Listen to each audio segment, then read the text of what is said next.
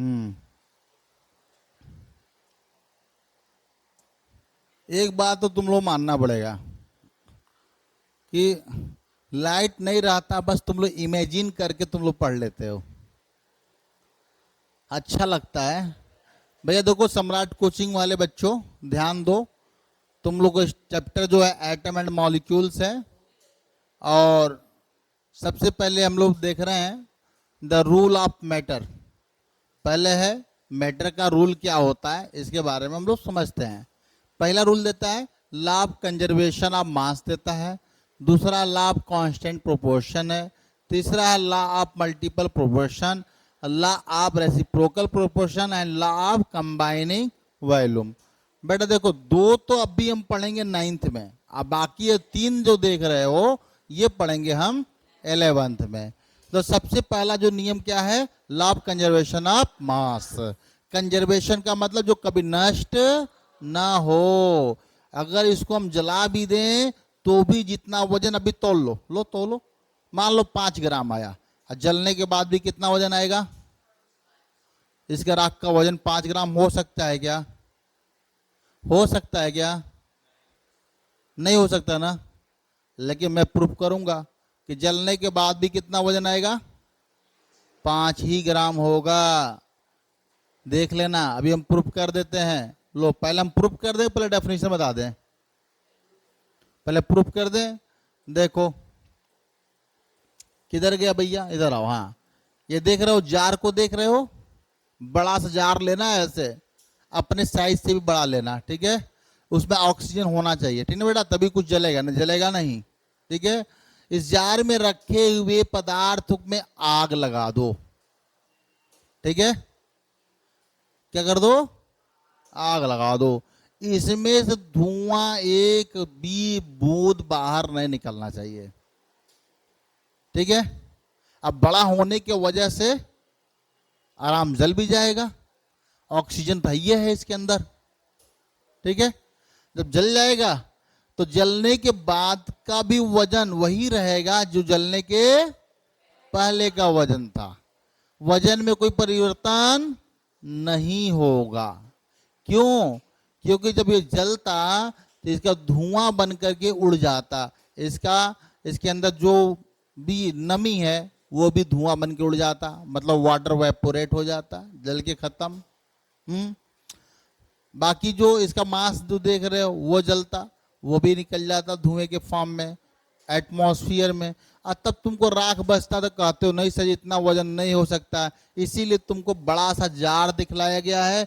इस जार के अंदर एक सब्सटेंस रखा गया है, उसको आग लगा के जला दिया गया है, इसकी धुआं बाहर नहीं निकली है, इसकी हीट को भी बाहर निकलने नहीं दिया गया है, और फिर भी वजन देखा गया है तो 100 ग्राम जलने के पहले वजन था, जलने के बाद भी 100 ग्राम है।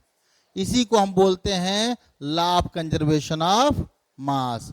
तो मास को ना क्रिएट कर सकते हो ना डिस्ट्रॉय कर सकते हो, साइंस के बाप के बस का भी नहीं है। समझ में आया?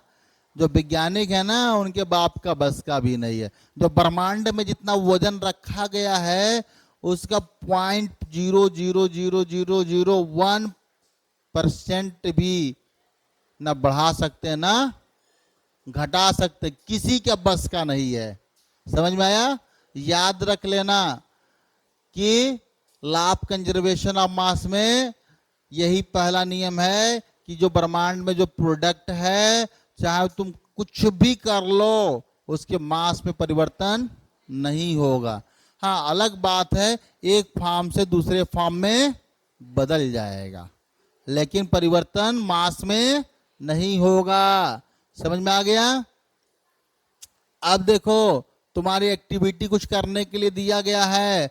इधर कह रहा है ये छोटा सा ताबीज नुमा तुम देख रहे हो, एक छोटा सा फ्लास्क देख रहे हो ना, उसमें क्या रखा गया है, 10 ml वाटर है जिसमें 30% NaCl है।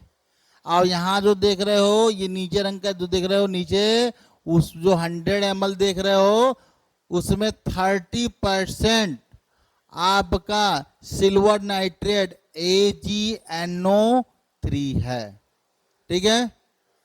अब तुमको क्या करना है, यहाँ पे सोडियम क्लोराइड को, ठीक है, ये तुम्हारा 30% जो सोडियम क्लोराइड है इसको, और आप सिल्वर नाइट्रेट को मिलाना है, ऐसे ऐसे ऐसे हिला देना। यहां तुम देख रहे हो ना, ये तरीका गलत है, ऐसा गलती मत करना, नहीं तो फंस जाओगे। क्यों? ऐसे ले आकर के NaCl को इसमें तुम सिल्वर नाइट्रेट में मिला दोगे तो जो इसके धुआं इत्यादि जो होगा वो बाहर निकल जाएगा, इसका वजन में परिवर्तन हो जाएगा। तो ये तरीका मत अपनाना, तुम इसी को क्या करना, ऐसे उल्टा कर देना, पूरा क्या हो जाएगा, ये वाला पार्ट इस पार्ट में जाकर के मिक्स हो जाएगा। ये तुम्हारा कार्क ऊपर रखा हुआ है ना, ये कार्क क्या करना, निकालना नहीं है, निकाल दोगे तो सब काम क्या हो जाएगा, गड़बड़ हो जाएगा। और जब नहीं निकालोगे तो लास्ट में जितना वजन इसका है और रिएक्शन करने के बाद लास्ट में प्रोडक्ट जो बना हुआ है उसका भी वजन उतना ही होगा। मतलब अगर ये 10 ग्राम मान लो है, चाहे 110 ग्राम है, तो इसका भी वजन कितना आएगा, 110 ही ग्राम आएगा। कार्क निकालना नहीं है। चलो, अब तुम्हारा यहां पे एक प्रैक्टिकल दिया हुआ है, तुमको समझना भी है, ये क्वेश्चन आता भी है, बहुत आसान भी है। तुम्हारा देखो, दो यहाँ पे दिया हुआ है, सोडियम कार्बोनेट और एथोनिक एसिड, दोनों को रिएक्शन कराओ। जब रिएक्शन कराओगे तो यहाँ क्या बन रहा है, कार्बन डाइऑक्साइड गैस बन गया, वाटर बन गया और सोडियम एथोनेट बन गया। बात समझ में आया?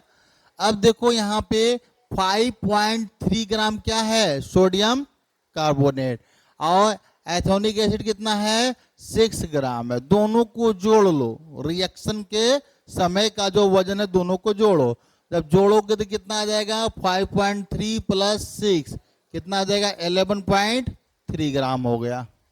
अब इधर का भी वजन जोड़ो, क्योंकि law of conservation of mass क्या कहता है, रिएक्टेंट का वजन जो होगा, जो रिएक्शन कर रहे हैं और जो प्रोडक्ट बना है उसका वजन बराबर होगा। तो यहाँ हम क्या कर देंगे, इक्वल टू कर देंगे, ठीक है। तो कार्बन डाइऑक्साइड कितना बना था, 2.2 ग्राम बना था, अब प्लस वाटर कितना है, 0.9 ग्राम है। फिर आपका सोडियम एथोनेट कितना है, पता नहीं है।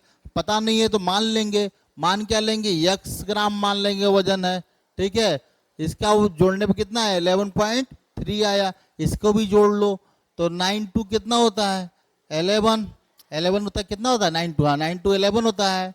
यहाँ पे देख लो भाई, 2.2 और 0.9, 9 11 हो गया, और 2 1 3, तो कितना हो गया, 3.1 और प्लस x हो गया। अब क्या करोगे, इसको इधर ले जाओ तो क्या होगा, माइनस हो जाएगा। तो x इक्वल टू कितना हो गया, 11.3 माइनस 3.1 इज इक्वल टू 8.2 ग्राम। तो सोडियम एथोनेट कितना वजन है, 8.2 ग्राम हो गया।